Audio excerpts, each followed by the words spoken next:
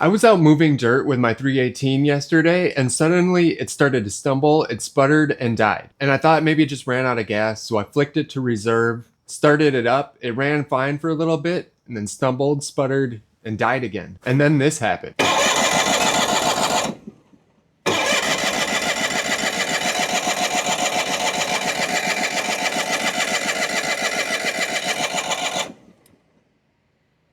And no matter what I did, I could not get it started again. I popped open the hood and saw that there was no fuel getting up to the fuel filter, and I know this thing had gas in it. So I must have a fuel pump problem. So I pushed the 318 back into the shop here and grabbed a fuel pump off of my parts tractor, and now let's dig in. Replacing the fuel pump seems like it would be a pretty straightforward job, but there are a few tips and tricks and things to look out for, so we'll go over those as we go. The fuel pump is located on the back right side of the engine, so we'll have to remove this right side cover, which is pretty easy, just a 10mm bolt right here. And then that just slides off. You just gotta watch out for the pedals here. So here is the fuel pump right here, and it is right above the pedal assembly as you see here. If your firewall insulation is still intact like it should be, then this is probably even a tighter fit. And the directions in the manual actually say that you have to bend the firewall shield away from the fuel pump to get it out. Seems like kind of an odd direction, but we will go with it. There, so now that's bent out of the way. Should give us plenty of room to get this out. First step is to take the fuel lines off, and there might still be some gas in this line coming from the tank. So I have this WorkPro hose pinch off pliers that works really well. This isn't a sponsored video, I just happen to have a lot of WorkPro tools. I've been pretty impressed with their quality. So we'll just go ahead and pinch that off, and that locks right on the hose like that. And then we can take this other WorkPro tool. This is the hose clamp plier, and get these hose clamps off.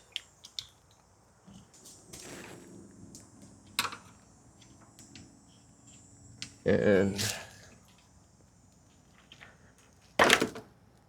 pull that line off of there.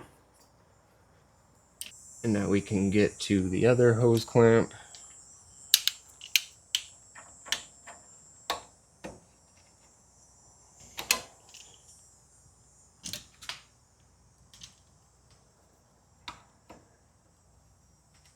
And easily take that hose off. The fuel pump is held on by 2 screws on either side of the fuel pump. The one on the back side might be a little harder to get to, but this one on the outside is easily accessible with just a normal screwdriver. I've got a little ratchet with a screwdriver bit on it to get to this back side one here.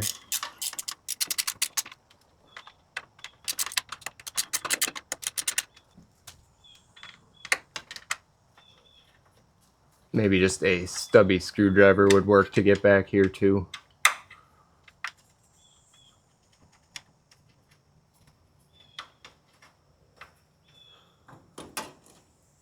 And now comes the first tricky part. This fuel pump is ran off of vacuum from the motor.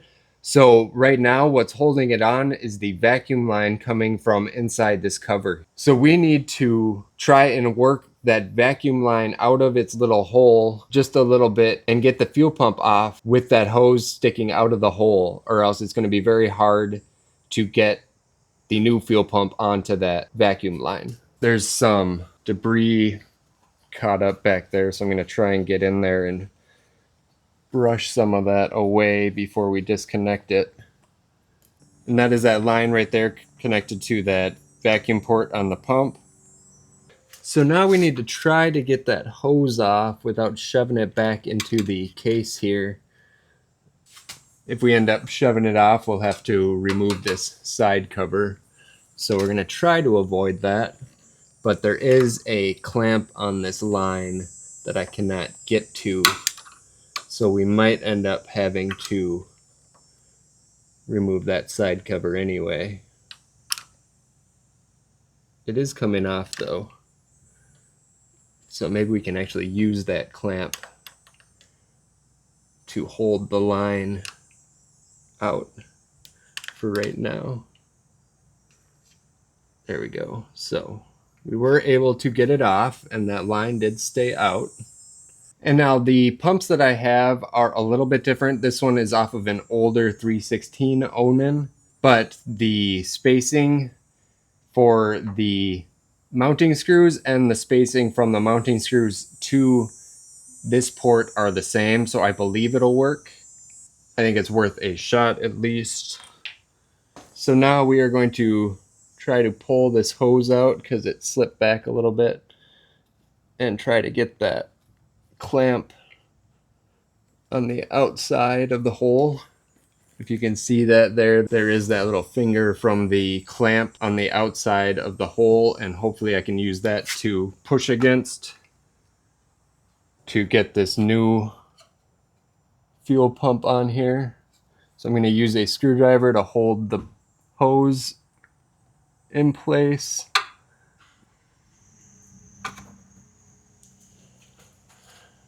And then just try to shove it on there.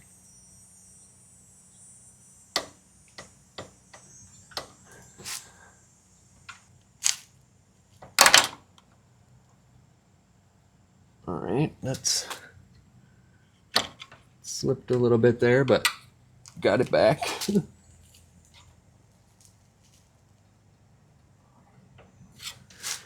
It is having a little trouble getting past that hose clamp, which I did think might be an issue, but the old one came off, so I think this new one can get back on. There we go, perfect. That's on there all the way. It actually wasn't even that hard. And now we gotta see if the spacing is right for these screws. Now we can try to get the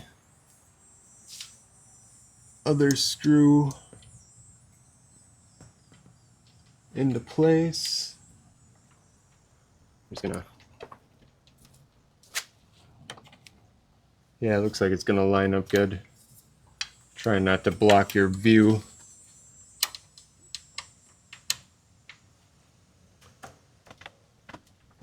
Roll across right there. All right, try and bend this. Okay.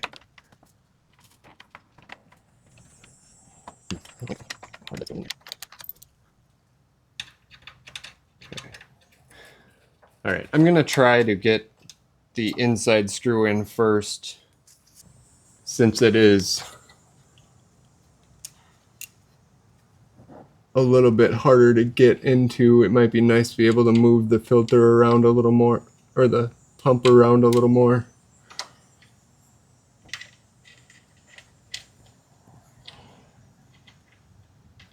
Okay. So I don't end up cross-threading that screw.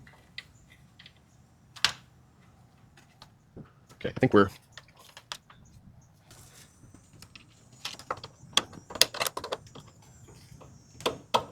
Okay. Oh, gotta go the right way.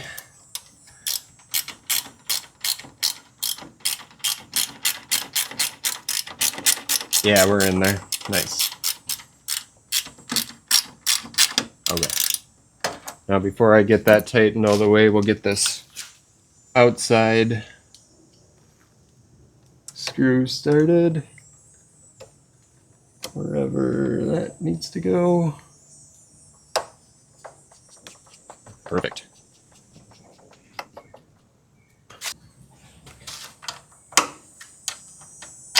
And we can finish tightening the inside screw.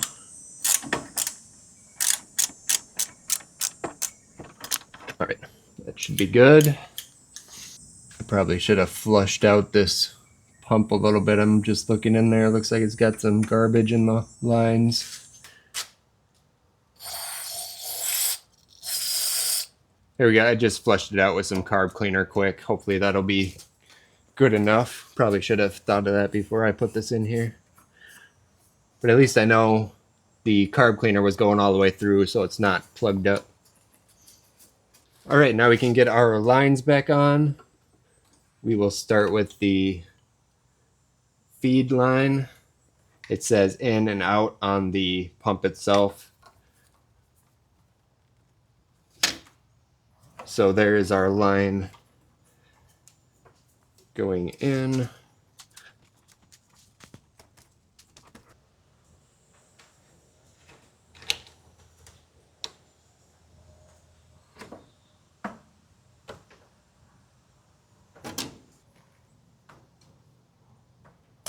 And then our line going out.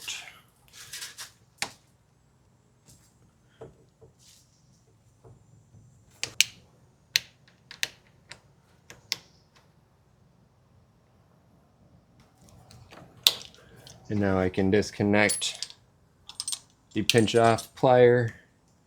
Just massage the line a little bit, make sure it's opened up. Now let's try it out. I think I'm going to just pull the spark plug for now and prime the pump until I see some fuel getting up into the filter. Contact.